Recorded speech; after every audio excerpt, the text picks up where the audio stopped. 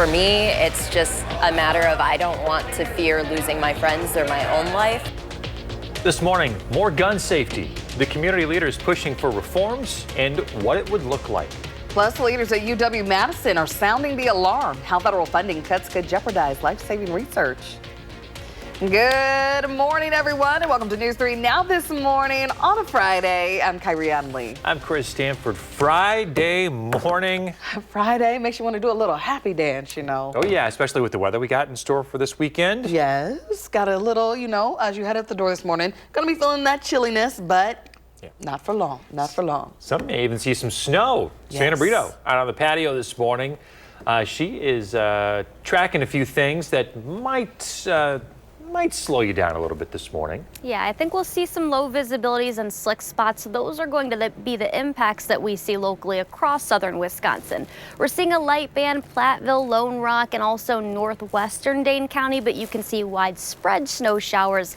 That's all well to our southwest out across Iowa and entering portions of northern Illinois right now. Eventually, we're going to see that peak time starts about 7 to 8 a.m.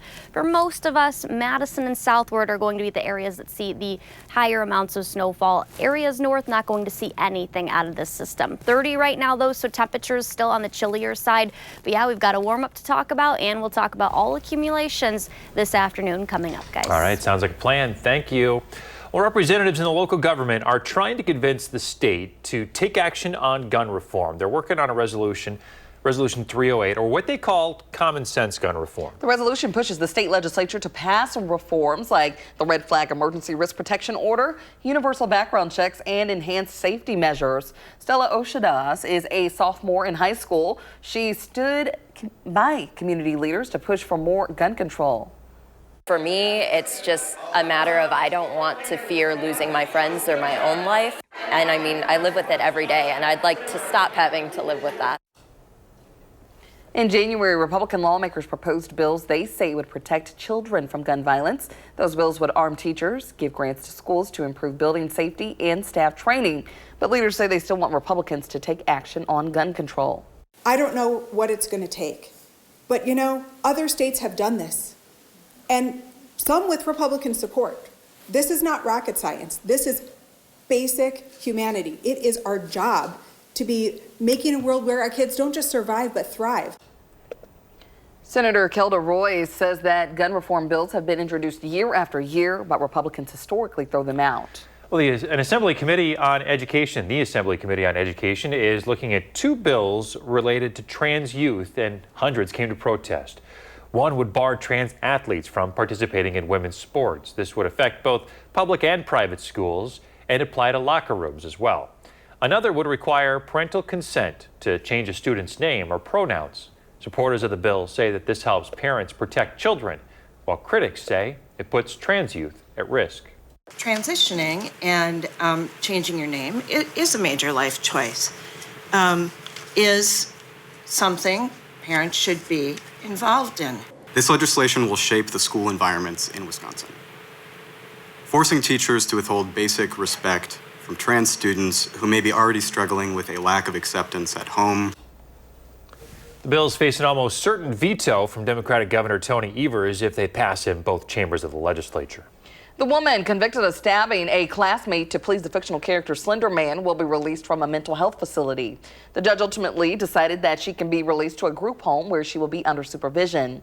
The state tried to delay Morgan Geyser's release last week after a judge had approved it in January. In 2014, Geyser and Anissa Wire, who were 12 at the time, stabbed a former friend multiple times, nearly killing her. Geyser was found not guilty by reason of mental disease and ordered to a state mental health facility. One of the men charged with felony murder in the death of Devontae Mitchell has reached a plea deal. Brandon Turner agreed to plead guilty in exchange for testifying against the other three co-defendants. Turner is one of the security guards who had a role in Mitchell's death. Mitchell was beaten and suffocated outside a Hyatt hotel in Milwaukee last June. Sun Prairie has officially achieved 100% renewable electricity. They are the first municipality in the state to do so. The city says it uses a mix of in-house solar energy and renewable energy blocks from WPPI Energy. All city buildings, traffic lights, electric vehicle charging, and pumps are all run by clean energy. The city says these changes have cut 5,358 metric tons of greenhouse gas emissions. Well, community members coming together last night for the 10th anniversary of the death of 19-year-old Tony Robinson Jr. Last night, Willie Street packed. Madison police officer Matt Kenny shot the unarmed 19-year-old 7 times after responding to a house call. Kenny still works for MPD and hasn't legally been charged with any wrongdoings. The large crowd mirrors the protests and memorials that sparked national attention 10 years ago. We deserve to hear the court case in front of a jury of our peers. We deserve for someone to examine this and say, hey, whether you win or not, you deserve to have somebody listen to it. The same due process should be done for us that it is for anybody else. Community members say they're willing to fight 10 more years despite not seeing progress in getting Officer Kenny convicted. The Madison Fire Department is reminding the public of planned live fire training this morning. It will happen from 8 a.m. to 11 a.m. on Roth Street. Smoke and flames will be visible from Packers Avenue and the surrounding areas. MFD says there is no need to call 911 or report the fire. Leaders at UW-Madison are appealing to lawmakers. They say cuts to funding from the National Institutes of Health not only jeopardize students and staff, but also the lives saved by their work. Chancellor Jennifer Mnuchin says recent proposal calls to cut facilities and administration funding. This covers costs like lab space, regulatory compliance, and patient protections. Avtar Rupra is a professor of neuroscience studying epilepsy. His grant was up for review in February, but meetings were canceled. We're on the verge of having the holy grail of epilepsy research for the last century. The seizures disappear within days, and they remain gone for many, many months after that, at least in our animal models. He says they were ready to begin clinical trials in a matter of months, but now without the grant money, they would run out of funding this year. 607 job layoffs are surging across the U.S., reaching their highest monthly levels since July 2020. Our consumer reporter Michelle Renee Quinn is digging into the statistics this morning and is here with what she found. Michelle Renee. Chris, Kyrion job cuts increased 245% from January to February. Take a look at the graph here. This shows job cuts so far this year. Employers cut over 221,000 jobs. You can see that that's the highest total that we've had since the Great Recession in 2009. That's according to outplacement firm Challenger, Gray & Christmas. Now, the widespread firing of government workers ordered by DOJ leads the increase. Retail, technology, and consumer product manufacturers follow for top job cuts. Employers cut just over 172,000 jobs last month, and that's double the number announced during the same month a year ago. All right, Michelle Renee with those new job numbers. Thank you. President Donald Trump wants to create a new office, and it would have ties to our state. It's the Office of Shipbuilding. It would require over $1 trillion to be spent over the next 30 years. Some of that would enter the economy of northeastern Wisconsin. It would have big impacts on companies like Fincantieri Marinette Marine. The company signed $1 billion contract with the Navy last May, but has faced labor shortages in recent years. All right, 6:09 on your Friday. Check in with Savannah and your first warn forecast. What's coming up?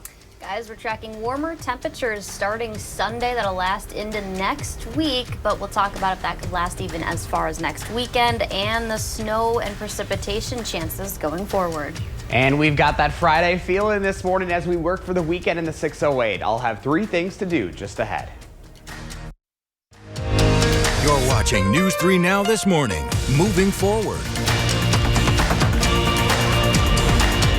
Hey folks, here on a Friday morning, getting you ready for the weekend in the 608. Our Josh Frider is helping us plan with 3 things to do with the family. Good morning. Hey, good morning, guys. So spring is in the air, and with March comes the madness, of course, and we have an opportunity for you to support the Badgers this weekend. Wisconsin basketball set to host Penn State on Saturday in their regular final season game here. This is one of the best Badger men's basketball teams in the last 10 years, ranked number 12 in the AP Top 25 right now. So here's your opportunity to check them out for yourself ahead of the Big Ten tourney in Indy next week. Tickets are still available for the noon tip-off at the Kohl Center. But even if you can't make it to the game, take an opportunity to post up at a local sports bar or business and give them some support as well. Then it's a win-win all the way around. Southern Wisconsin's largest bicycle sales at the Alliant Energy Center this weekend. Bike-O-Rama is offering the lowest discounted prices you'll see all year, along with opportunities to comparison shop, test ride, accessorize, and buy from countless bicycle brands. It is free to attend, but parking costs $8 for the day. They're open Friday 10 to 8, Saturday 8 to 8, and Sunday 10 to 5.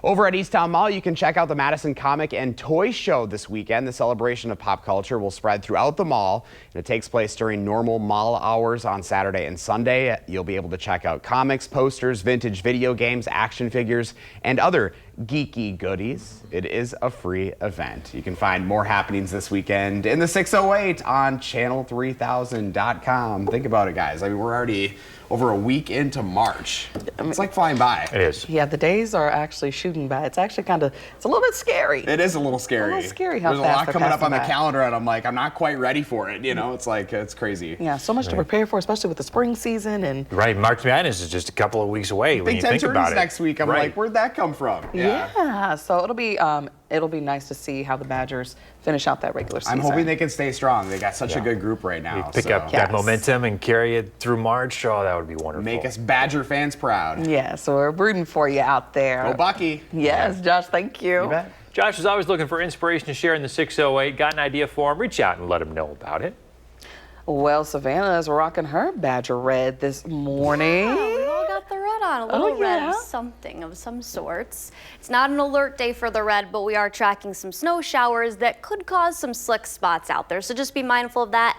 That and low visibility, those are going to be the big impacts that we see with the light snow showers. Right now, for the most part, that's north of Madison, but the heavier snow, that's south of Dubuque, Iowa still. That's the band we're going to see move in with that peak time between about 8 a.m. and lasting until 1 p.m.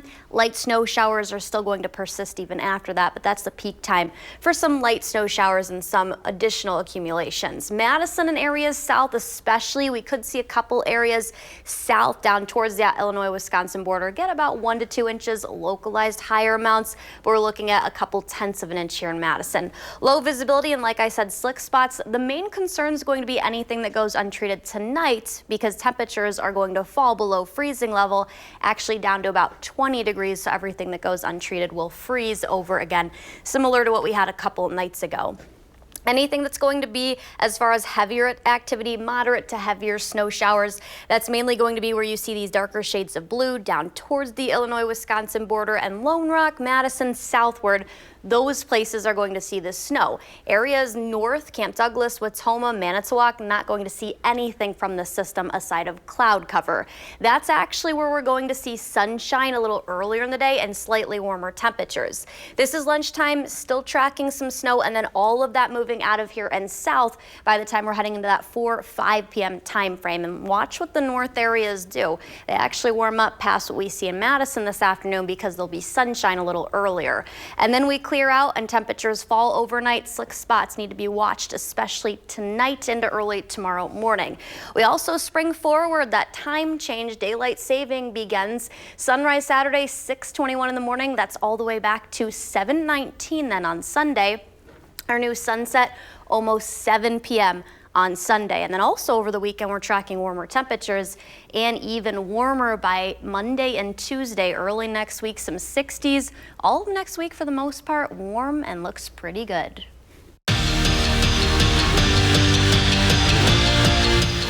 It's been a banner year for Casey O'Brien, and it got even better on Thursday night. The Badger senior forward was named the WCHA's Player and Forward of the Year.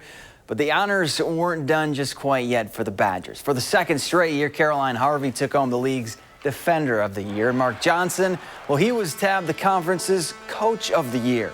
And as far as this time of year goes, well, the key, as Coach Johnson likes to say, is clear the space in your head and play free. For us to play our best game, we can't really play with that fear.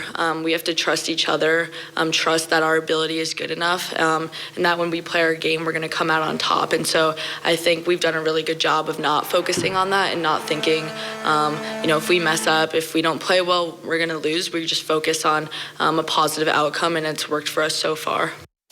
And speaking of the women's hockey team, be sure to check out this week's Wisconsin Huddle with Kirsten Sims. Final show airs tonight at 6:30 right here on News 3 Now. High school boys hockey, McFarland back at state for the first time since 2000, taking on Tomahawk in the Division II semis.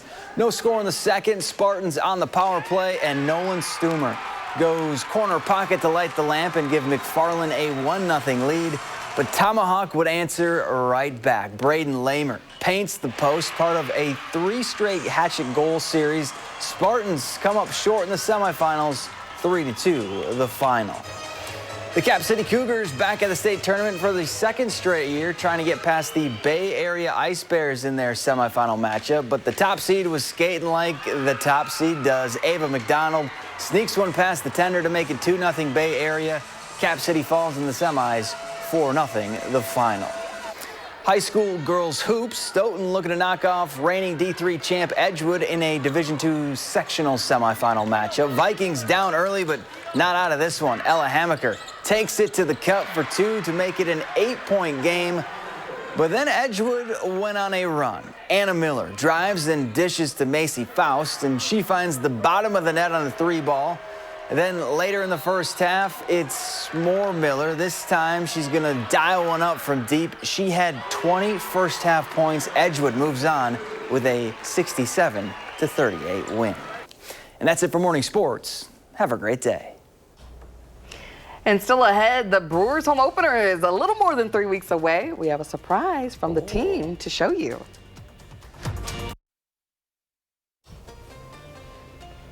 It's 6:23. This picture from Kevin. He says sunrise in Argyle. Check out that. It's got some ice around the edge of the water there. A little bit, right? So he sent us another great picture at the beginning of the week, and this is another good one. A lot of open water. Josh, you get the Gets boat me out? excited. No, not yet, but it has me yet. thinking about it. It's nice to see. And that sun, I mean, it's just like, it's a day maker, right? Beautiful. Exactly. Kevin, thank you. Keep sending those photos. Hashtag MyNews3Morning. Well, hey, we got a little surprise from the Brewers this week. It's hard to believe we're only a few weeks away from the Brewers home opener. So they sent me a little gift basket. It had my name on it. It was on my desk. So we got a few things here.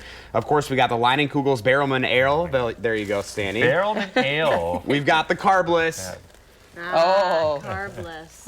And we've got the water with the Milwaukee Brewers on This there, is too. right. The thing is, this is right up my alley. So March 31st is going to be the home opener at American Family Field, of course, and the first 5,000 fans are going to get this Jackson Churio limited It's like an old t-shirt. school shirt. Isn't that cool? Nice. Looks like something that I would have been wearing like in the early 90s. I love it. I love it. Of course, they're going to have so many things planned for opening day. Bob Uecker, they're going to be celebrating the life with more things in memoriam of him. Yes. And of course, they're going to have live music. They're going to be showing off all of the new foods. So lots to look forward to. March 31st, it's a Monday this year, so maybe it's a good way to take the day off and not have to worry about working on a Monday this year. It's one of the best sports days of the year. It's so fun. Like, I'm lucky enough to be there opening day every single year. Unfortunately, I'm not going to be able to be there this year. I know, I'm on vacation this week, Maybe so I need I was to kind of talk to a bummed few about people that. to get me So up there. I think you guys are going to have to take the trip over to AmFam Field, and I don't know it's much so much about fun. baseball, but So much I'll fun. figure it out. But yeah, tickets are selling fast, they told me. So if you want to get those home opener tickets, make sure you get them. Oh yeah, you can't forget the koozies. Oh, look at this. Little cheese magnet. Sargento cheese. Do you call it a koozie or a cozy? Koozie. Koozie? Yeah, koozie. Koozie. What do you call it? I call it a koozie. Yeah, you're from the South. That makes sense. I'm not a South. I'm not a Southern. I'm a Midwesterner. Missouri is in the Midwest. Please do not get it twisted. Everything, just about everything South. So what is is Savannah from the east side? Like, is she from the east? Illinois. Illinois. Not from the west in Minnesota. Yeah, exactly. I've always called it a cozy. I'm obviously the oddball out here. We're back after this. This morning, lost ballot lawsuit, the case the voters are making, and what's next in the state investigation of those missing votes. Plus, the faces of Medicaid. Hear from Wisconsinites who rely on the program for their care as cuts may be on the way. Well, good morning, everybody. Happy Friday. Thanks for tuning in to News 3 Now this morning. I'm Chris Stanford. And I'm Kyrie Lee, and I'm from the Midwest. We're having this argument. We are having a heated debate about Missouri being a part of the Midwest, and it's never been a debate because it's always been a part of the Midwest. I might grant an exception to the St. Louis metro area. That's about it. I would say I'm from mid-Missouri, so like we're right there. Yeah, I don't consider that Midwest. That's me, and we can have civil discourse. This is fine. This is healthy. But the maps don't lie. The maps. The maps don't lie, and Savannah's already pulled it up for you. She's already pulled it up for you. Yeah, guys. Missouri is a part of my Midwest regional map that I show sometimes, so you gotta take that, I guess. Dane County is seeing some light snow showers. Basically, northern and northwestern Dane County, the heavier band of snow more widespread. That's still to our southwest out near Dubuque, Iowa. That's eventually going to move in. I would say peak time 8 a.m. to 1 p.m. Temperatures right now still in the lower 30s to mid 30s here. We're holding on to 30 at the airport, but there are a couple of 34s, 34 in Cross Plains, then 34 also in Verona. Outside of Dane County, though, a lot cooler temperatures north of here. We'll talk about the warm-up that's coming up and how much snow we'll see. All right, Savannah, talk to you then. Happening today, fluoride is coming out of the DeForest water system. This follows weeks of intense debate and a narrow vote by the village board. More than 300 people in the village have signed a petition asking for the issue to be put on the ballot for voters to decide. Supporters of the ions removal say it poses a health risk. They cite a lawsuit against the EPA from last year. The ruling found the recommended amount of fluoride created an unreasonable risk of harm. Meanwhile, the American Academy of Pediatrics and the American Dental Association have discredited these claims. In other news this morning, the Wisconsin Elections Commission continues to investigate uncounted absentee ballots from the November election. And today they are set to continue discussions.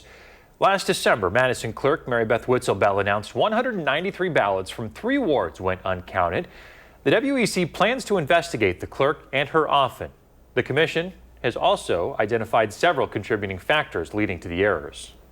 But the affected voters are not waiting on the WEC. 4 of them are now suing the city on behalf of all 193 voters. They claim Madison deprived them of their right to vote. We spoke with the legal team representing the voters. And historically, when Wisconsinites have been denied the right to vote, they have filed lawsuits seeking damages from the municipalities responsible. Our work here follows that tradition. Each of the 193 voters are asking for $175,000 in damages for their votes not being counted. This all comes as the state gears up for the April 1st election. This includes the state Supreme Court race, among many others. A 2-vehicle crash in Madison left 1 person dead and 3 people, including 2 children, injured. Police say the cars were traveling at a high rate of speed. Crews responded to the scene between Raymond Road and South Gammon Road yesterday afternoon. The medical examiner pronounced 1 adult dead at the scene. First responders took 2 children and another adult to the hospital with non-life-threatening injuries. Police are continuing to investigate. A Mount Horeb man is charged now in the accidental shooting death of his friend, and he has been sentenced. He will spend the next 5 years in prison. 23-year-old Isaiah Miller pleaded guilty to homicide by negligent handling of a dangerous weapon. In 2022, Dane County Sheriff's deputies arrested Miller following a shooting at a home in the village of Blue Mounds. The shooting killed 19-year-old Marshall Levi Iverson. Prosecutors say that Miller admitted to playing around with an AR-15 when the gun went off. In court, Iverson's mother shared her frustration with what she believes was a light sentence.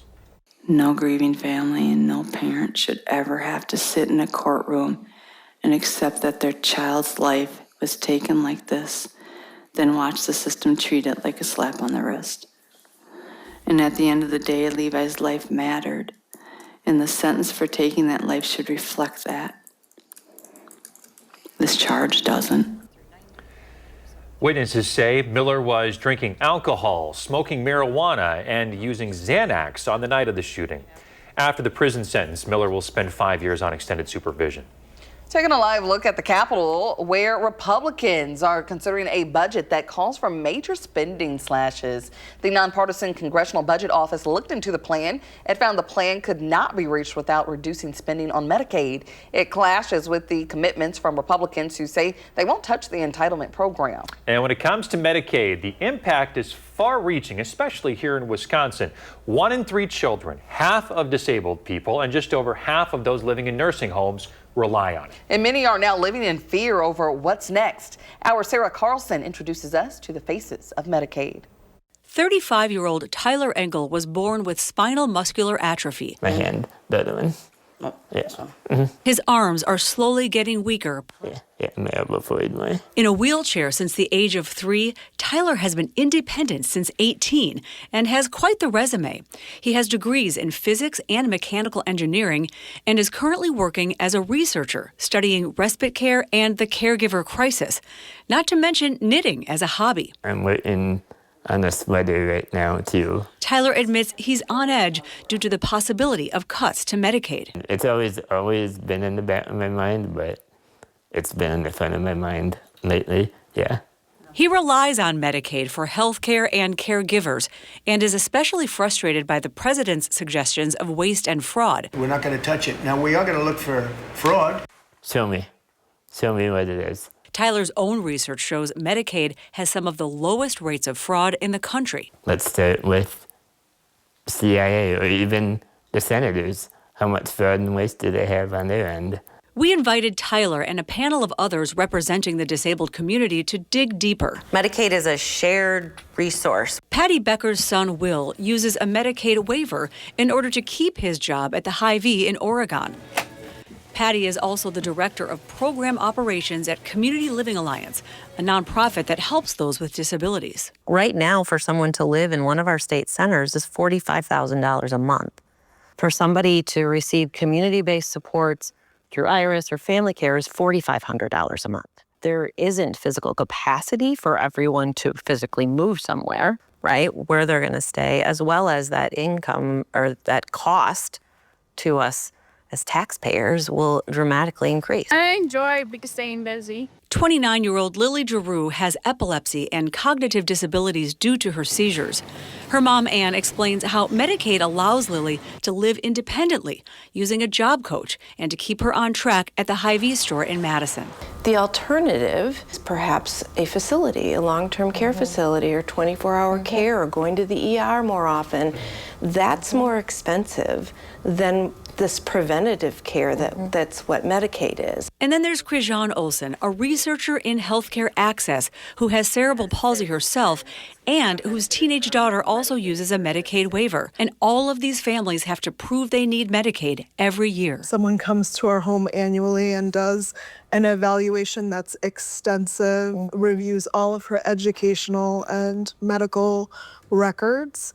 We asked if Medicaid doesn't cover services, where do they go? The local hospitals. We just lost a couple hospitals in the Chippewa Valley area in Wisconsin. It has a big impact. People are traveling 2 hours to get mental health care because they don't have a hospital offering it. And this is all part of the continued ripple effects of having a deep cut in Medicaid. And it's hard to see the consequences until it's too late. We think about with the pandemic when all people stopped shopping, they stopped going out, they stopped eating. This could have a similar effect on local communities.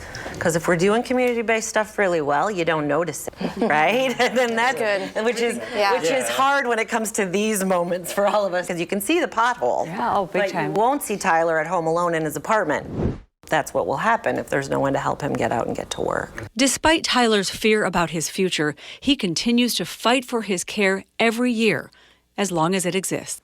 I lose my home, I lose my job, I have to live with my parents. Who knows, probably end up getting sick, and it could easily cost me my life. Our Sarah Carlson reporting. Senate Republicans pushed through their own budget framework earlier. Now the two chambers will work on a common plan to send to President Donald Trump. Trump has signaled he supports this House plan over the Senate plan. We heard from Congressman Mark Pocan in that report. And happening tomorrow, you have the chance to hear from the Congressman in person at a town hall. It's happening tomorrow morning at 11 o'clock. It's at the community building in the village of Belmont. Spokane's invited Republican Congressman Derek Van Orden to attend. Belmont's close to Van Orden's congressional district. Van Orden, though, declined, calling it a political play. That town hall is expected to focus on the federal budget and recent tariffs. 6:39 coming up after the break. Find out what happened when this Milwaukee County bus driver jumped into action to save someone in need. We're not tracking much snow right now, basically north of Madison and far southwest. We'll talk about that peak time for snow and temperatures that are going to be warming up. And we've got that Friday feeling this morning as we work for the weekend in the 608. I'll have 3 things to do just ahead. You're watching News 3 Now this morning. Moving forward.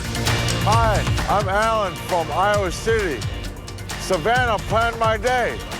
Well, Alan visiting Madison, going to see light snow showers at least later this morning. Mid to late morning will be that peak start time, and I think that lasts until about 1 p.m. this afternoon. Light snow showers could persist until about 4, but temperatures, they're starting off near freezing level, currently at the 30-degree mark. Our winds are light, skies are cloudy. Eventually, we'll see temperatures climb into the mid-30s, so slightly above freezing level. Our impacts that I think we're going to see from the snow showers, currently low visibilities, not as low as what we're going to see when that main band of snow comes in later in the day, but that and some slick spots. Basically Fitchburg, Madison, Cross Plains, Wanakee, Cottage Grove, and a few spotty showers up by Sun Prairie along with Arena locally across Dane County. But we do have that main band like I've been talking about south of Dubuque, Iowa right now. That's eventually going to continue to move northeastward, and we'll see those snow showers track in here by about 7 to 8 a.m. and that lasting until about 1 to 2, but a couple of lighter snow showers continue even after that. Basically, who has the best chance of seeing snow? Madison and areas southward.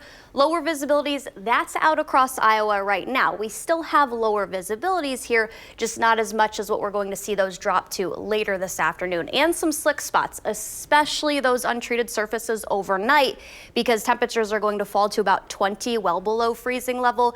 Anything that goes untreated will quickly freeze over tonight. So let's time out the snow. This is 9 in the morning. Widespread across Madison and especially down towards the Illinois-Wisconsin border. That's where we're going to see those localized higher amounts, at least compared to what we'll see here in Madison. That continues now at lunchtime. Madison continuing for most of southern Wisconsin areas down towards that Illinois-Wisconsin border and then also towards Iowa. Eventually, that's going to move out of here, pushing the Chicagoland area and northern Illinois at about 4 p.m. So most of us start to dry out. Cloud cover Madison and southward, but then areas north not seeing any snow. They will see clouds increase from the system, but then after that, temperatures there actually forecast to warm up a little bit more just because they'll see some sunshine. Here's your sunrise Saturday a.m. 6:21. That actually gets pushed back to 7:19 on Sunday. Don't forget we spring forward. And then our sunset almost pushing 7 p.m. then by Sunday. After the weekend too, we're tracking much warmer temperatures up to 45 on Saturday.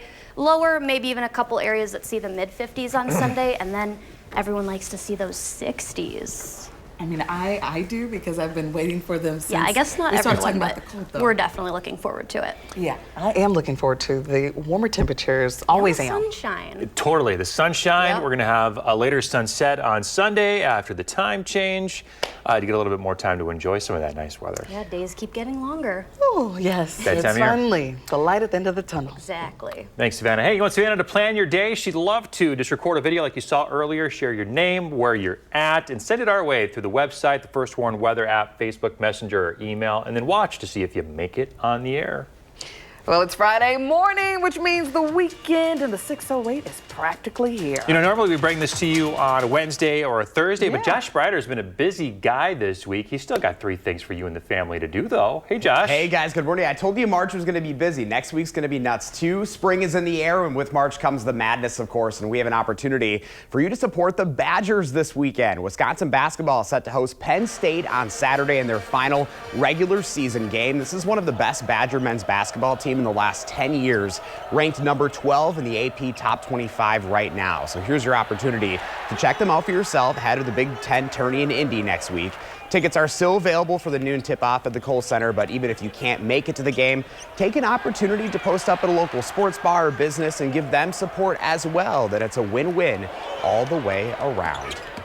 Southern Wisconsin's largest bicycle sale is at the Alina Energy Center this weekend. Bike-O-Rama is offering the lowest discounted prices you'll see all year, along with opportunities to comparison shop, test ride, accessorize, and buy from those bicycle brands. It is free to attend, but parking costs $8 for the day. They're open Friday 10 to 8, Saturday 8 to 8, and Sunday 10 to 5. Over at Easttown Mall, you can check out the Madison Comic and Toy Show this weekend. The celebration of pop culture will be spread throughout the mall. Taking place during normal mall hours on Saturday and Sunday, you'll be able to check out the comics, posters, vintage video games, action figures, and other geeky goodies. It is a free event. You can find more happenings this weekend in the 608 by going to channel3000.com. Oh, I'm excited. It's been a long week. It's, you know, I'm like, I woke up, I'm like, it's Friday, we got this, and it's going to be a busy weekend, too, which we look forward to. Yes, always something to do, and those events are just going to start picking up as the weeks go on. And, you know, spring's almost here, guys. Next week, we got Trinity Irish Dancers, we got Pie Day, you know, the annual eating contest. Oh, I forgot to sign up. I know, well, you're going to see just how... I was like, never. I was like, I'm just how joking. competitive this is, yes. Pie Day is one of my favorite mornings of the year. A week from today. A week from today. Can't wait to see the We're gonna action have go some down. new contestants this year, too. Hey, all right. So, yeah, a little bit more to look forward to. Is the Middleton mayor coming back to defend her title? She's coming back, yeah. Oh, she's the winner. She won last year. She beat all of the, other News 3 folks. Oh. I think there's a couple of other Middleton officials that are going to be competing, too. All right. So. Can't wait. She's a real one. We'd Yes. love to Yeah. see it. Big time, big time. All right. Josh, thank you. You bet. Josh is always looking for inspiration to share in the 608. You got an idea for him? Reach out and let him know about it. Well, some local news now. We now know who's going to run the school district of Reedsburg. The district board chose Viroqua Area School Superintendent Tom Burkhalter to take over. Burkhalter has been at Viroqua for 5 years. He previously held positions in Clintonville and Waupun. Burkhalter did his undergraduate studies at the UW Stevens Point. It's up He there earned for his you. principal licensure from Marian University and his superintendent licensure from Edgewood College. He'll replace the current superintendent, Dr. Roger Rindo, who will retire at the end of June. Congratulations. Well, take a look at this video here this morning. A bus driver in Milwaukee is being hailed as a hero. Check out this surveillance footage aboard a city bus. A car, look at this here, drifted across oncoming traffic and onto a sidewalk. A passenger noticed and alerted the bus driver. So she then jumps off the bus, darts over to the car after it crashed into a tree and called 911. She stayed with the driver until help arrived, and then she got back into action, got back on the bus to Went right back to work, continue huh? her route. Yes, you know, helped out someone and got back on the route. When asked about it, she said anyone would have done the same. Love that. Yes. Love that. Just quick hop out. Hey, hold on, everybody. I got to go save a life. I'll be right back. The bus. Yes, but the passenger was concerned too, so that's nice that everyone was able to work together in this situation. Good stuff. Well, coming up in the morning sprint, new developments on the U.S. Department of Education and what could happen next. Got a little kiddo turning 3 soon. Send us their picture. We'll show it on TV. We're back with the sprint right after this. 6:53, time for the morning sprint. Happening today, fluoride is being removed from DeForest's water system. This follows weeks of intense debate and a narrow vote by the village board. More than 300 people in the village have signed a petition asking for the issue to be put on the ballot for voters to decide. Meanwhile, supporters of the ion's removal say it poses a health risk. The woman convicted of stabbing a classmate to please the fictional character Slender Man will be released from a mental health facility. This comes after the state tried to delay Morgan Geyser's release last week. A judge initially approved the release in January, and the judge ultimately decided that she can be released to a group home. One of the men charged with felony murder in the death of Devontae Mitchell in Milwaukee is pleading guilty. Brandon Turner agreed to do so in exchange for testifying against the other 3 co-defendants. Turner is one of the security guards who had a role in Mitchell's death. Mitchell was beaten and suffocated outside a Hyatt hotel in Milwaukee in June of last year. Voters in 3 Madison wards are suing the city. They claim that Madison deprived them of their voting rights in the November election. It's all over the 193 absentee ballots, which went uncounted. The Wisconsin Elections Commission is investigating. They're set to meet today to determine next steps. One person is dead and 3 people are injured after a 2-vehicle crash in Madison. Police say the vehicles were traveling at a high rate of speed. It happened yesterday afternoon just after 4. Crews responded to the scene between Raymond Road and South Gammon Road. They pronounced 1 adult dead at the scene and took 2 children and another adult to the hospital with non-life-threatening injuries. A live look at the White House. That's where President Donald Trump is expected to order the dissolution of the Department of Education. Wall Street Journal reporting there is a draft version of that executive order. It is unclear, though, when the president will sign it. The Madison community is remembering Tony Robinson 10 years on from when he was shot and killed. Dozens gathered to remember Robinson on Williamson Street. A Madison police officer shot the unarmed 19-year-old 7 times after responding to a call at a house. The officer still works for MPD and hasn't been legally charged in connection with the incident. Well, we are tracking some light snow showers, at least north of Madison. The heavier widespread snow showers, that's all south and southwest of here, kind of around Dubuque, Iowa. Eventually that band moving in, allowing for some slick spots and lower visibilities. That'll be the big thing today. And it'll be warmer than through the weekend. Breezy conditions return Sunday, but at least we'll be in the lower 50s. Yeah, lower 50s. I mean, I can't complain. This is the first time all winter. Well above average. Looking forward to the sun. Me too. Thanks, Savannah. We're back with the news and weather update in 30 minutes.